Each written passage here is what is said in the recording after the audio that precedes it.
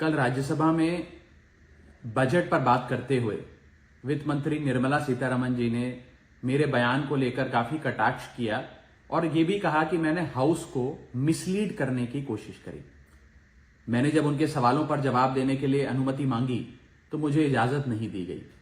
इसीलिए मैंने सोचा कि इस वीडियो के माध्यम से सीधा वित्त मंत्री जी से बात करूं और दूध का दूध पानी का पानी करने का प्रयास करूं।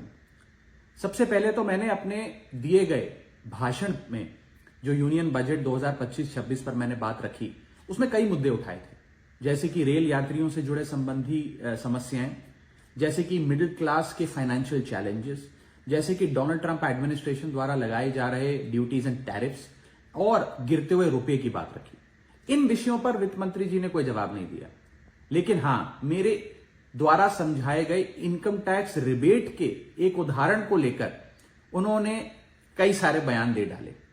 सबसे पहले तो मैं ये बताना चाहूंगा कि मैंने जो बात कही थी मैं आज भी उस पर पूरी तरीके से कायम हूं।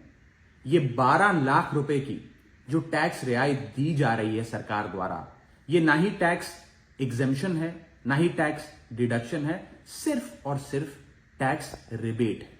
यानी कि 12 लाख रुपए से ऊपर अगर आप आमदनी कमाते हैं एक वित्तीय वर्ष में, तो आपको अपनी पूरी आमदनी पर इनकम टैक्स भरना पड़ेगा। मेरे इस कॉन्सेप्ट को समझाने के लिए दिए गए उदाहरण को वित्त मंत्री जी ने टेक्निकली उसे उलझाने का प्रयास किया, उसमें मार्जिनल टैक्स रिलीफ का कॉन्सेप्ट जोड़कर यह सिद्ध करने की कोशिश करी कि मेरा उदाहरण गलत था। मैं आपसे वित्त मंत्री जी सीधे तौर पर पूछना चाहता हूं, क्या यह सत्य नहीं है कि अगर कोई व्यक्ति 12 लाख से ऊपर इनकम कमाएगा तो उसको अपनी पूरी इनकम पर टैक्स भरना पड़ेगा? चलिए, मार्जिनल टैक्स रिलीफ 1275 तक आप दे रही हैं। आप मुझे यह बताइए कि अगर एक व्यक्ति 13 लाख रुपए 13 लाख रुपीज एक वित्तीय वर्ष में कमाता है तो उसे अपने पूरे 13 लाख की आमदनी पर अपने स्लैब अनुसार इनकम टैक्स देना पड़ेगा कि नहीं देना पड़ेगा? या 13 लाख माइनस 12 लाख की टैक्स रिबेट 1 लाख पर देना पड़ेगा? सही जवाब है कि उसे पूरे 13 के 13 पर इनकम टैक्स भरना पड़ेगा। मान लीजिए कोई शख्स 12,76,000 रुपए कमाता है साल का, तो उसे पूरे 12,76,000 पे इनकम टैक्स भरना पड़ेगा, ना कि मात्र 76,000 रुपए जो उसने 12 लाख रुपए के ऊपर कमाया। यह टैक्स रिबेट का कॉन्सेप्ट समझाने के लिए मैंने एक उदाहरण दिया था और मैं आज भी उस पर कायम हूं कि 12 लाख रुपए से यदि 1 रुपया भी आप फालतू कमाते हैं तो आपको अपनी पूरी इनकम पर इनकम टैक्स देना पड़ेगा।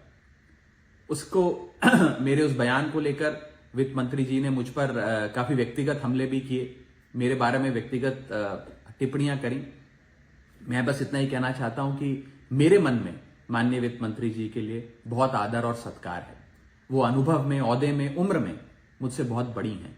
मेरा बस इतना ही कहना है कि आगे से मुझे उम्मीद है कि वित्त मंत्री जी इस प्रकार के व्यक्तिगत बयानों से बचेंगी और सिंपल टैक्स कॉन्सेप्ट्स लाने के लिए जो उदाहरण दिए गए हैं उनको टेक्निकली तोड़ मरोड़ के जनता के सामने प्रस्तुत करने का प्रयास नहीं करेंगी।